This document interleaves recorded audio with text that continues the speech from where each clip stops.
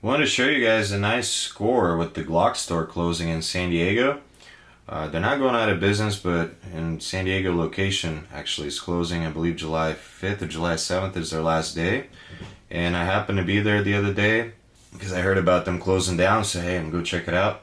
They had a bunch of stuff on sale, and I scored a set of Trijicon night sights and these Pearce extension grip for the XD Subcompact. I wanted to take care of a few things that were bugging me about the gun. If you guys remember in the last video, if you were able to see it, we did a trigger job on it. We did a Powder River precision trigger and a bunch of springs, and so if you're interested in that video, be sure to check that out. And I also wanted to upgrade the sights on it. Glock store had these Trijicon Bright and Tough SP01 as a part number night sights for $20. It was a score. So I got that for $20. Then these grip extensions were only $2. Like, see how it says $2 here? But he gave them to me for $1. So I got all these for $1, and I already installed one. So these ones don't add any capacity, and these two do, and I haven't installed one of these yet. So I only installed one of these. As you can see, this has a normal flat magazine part, and this is how it's supposed to be, so I have an extra one for more mags. So let me put those aside, grab the XD, and we could check it out. Boy, do I got a story to tell you about these sights. If I had known what I was getting myself into, I mean, now that it's done, it's done. Here's the XD with the, in case you guys are wondering what holster this is a concealment carry holster, made in USA. Really good quality, perfect retention. You can hear the click. Anyway, moving on. Okay, so there you have it. There's the magazine grip extension. And as you can see, it leaves you a little bit of room for the pinky right there. So you have somewhere to put your pinky, which is nice. Because the factory mags were completely flush, just like a Glock mag. And when you grab the gun, you have nowhere to put your pinky. Now, it's very comfortable. You have space to put your pinky. It's good to go. This gun's used as a home defense gun, and being used as a home defense gun, I wanted to get some night sights on it. And it's been something I've been wanting to do for quite some time. And these Trijicon sights are absolutely awesome. Before I show you them, let me show you these two mags. These are also factory mags, and they come with this little XD extension. Pop that on really quick. See that it also extends your grip, but it's a lot bulkier than this one in its concealability or its footprint. You could see there's a lot more plastic that you're going to be carrying right there. That's kind of the difference right there. They're okay. I never ran them because of their bulk and added weight, but I got a few of them for free. I believe I got like 4 of these things for free in that Springfield rebate that I took advantage of. I prefer the Pearce grips. They just look so much more ergonomic. They don't weigh much. They don't really add any unnecessary bulk. And here, they're not flush like that. So it really just adds this little nice rim around your pinky, you know, which is what you want. And it doesn't really add any weight to the gun, or not that you can feel. With the other ones, you could definitely feel the added weight. Let's talk about the sights a little bit. When I bought these sights, I had no idea that they're not very friendly to be installed at home. Some XDs are, and some aren't. And it's kind of the luck of the draw from what I've been hearing.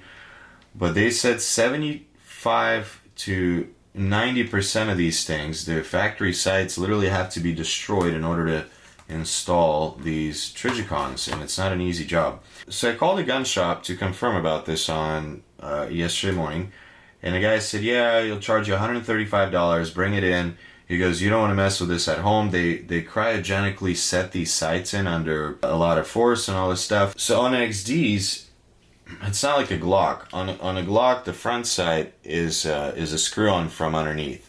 So you just literally just unscrew, set some Loctite, and you're done.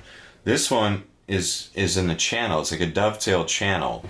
And because it's in a channel, it has to be pressed in here. Being that they do that cryogenical, or however you say that process, makes it really difficult to press them back out. So typically you would take a brass punch, you would put it up against your sight, and you'd hammer the sight out. Can't really do that here because, so let's rewind back. I called an actual gunsmith, and they told me the same thing. Hey, bring it in, it'll be $150, we'll do it for you, and I can be able to do it at home. I go, okay, fine. I just wanted to give it a shot. I mean, that's a lot of money to pay for an install on a $20 night sights that I got for a smoking deal, and this is a budget gun. And I just didn't want to spend more than a quarter of its worth on labor to have these sights installed. They didn't sit well with me. And plus, I like to try things myself. I absolutely failed and, let somebody else at it.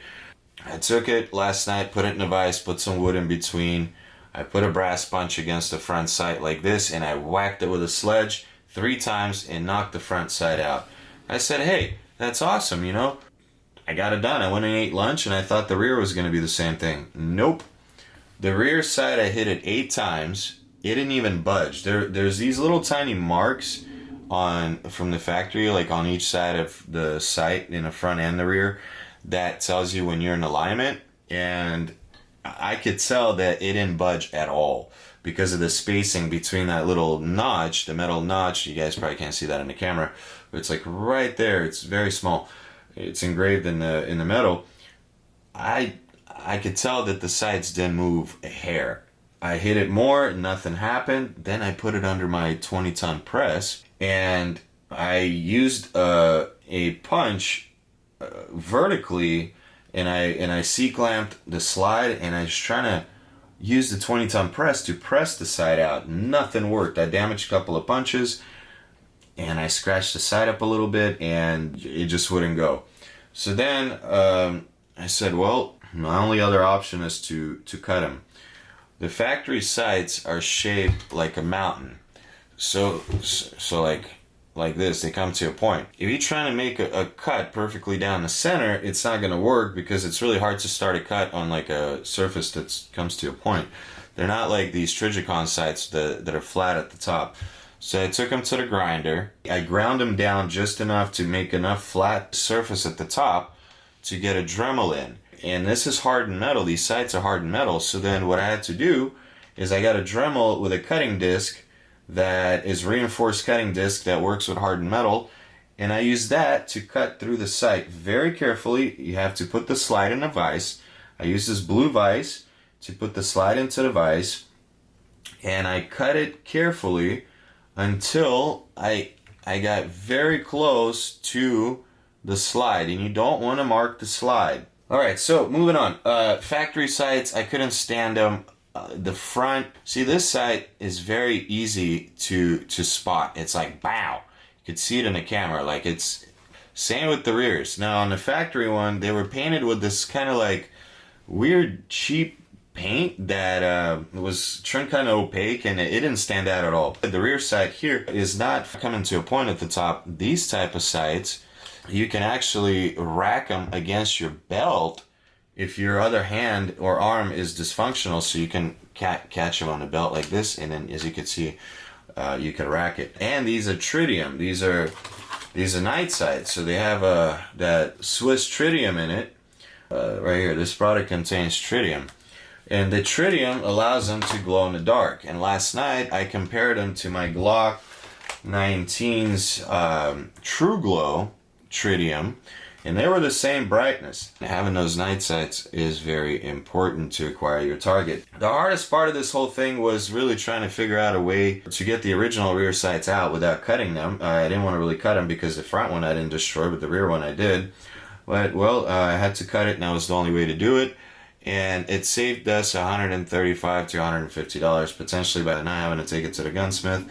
Now, installation. The way I installed it, if this was a brass punch, set it in the vise, same way, smash it with the wood, and put the brass punch against it, and tap it in with the sledgehammer. The front sight, I got it first couple of taps. It took probably 6 or 7 taps to get it in, so it's in there pretty solid. It happened to line up just perfect, like literally laser perfect in between those marks. The rear side took me a little bit longer. I overshot it one way and had to come back the other way. So when I came back the other way, it was, you know, it was starting to get a little frustrating. The rear side was just difficult all the way around. The install and the removal. The removal was horrible. The install was okay. I just kind of overshot it just a tiny bit. There you guys have it. This is the XD. This is what it looks like. I think it's awesome.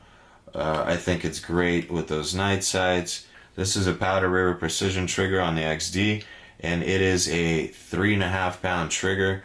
So it is a very light trigger, and this thing, for being a 3-inch barrel, is a very accurate little pistol with that trigger, because it's on such short barrels, it's very easy to pull it with a heavy trigger. And when you're pulling it on a really short barrel, you're gonna be all over the place on a target. In the beginning, I didn't really like this gun's accuracy, but now that we did the trigger, it's absolutely amazing.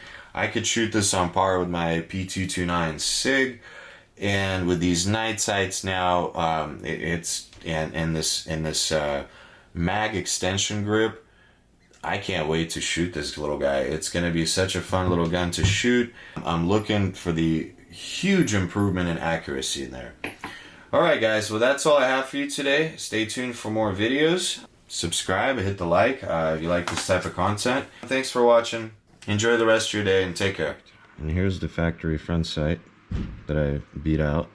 That's the only thing that came out okay. Now the rear one, let me show you guys right here. The rear one I cut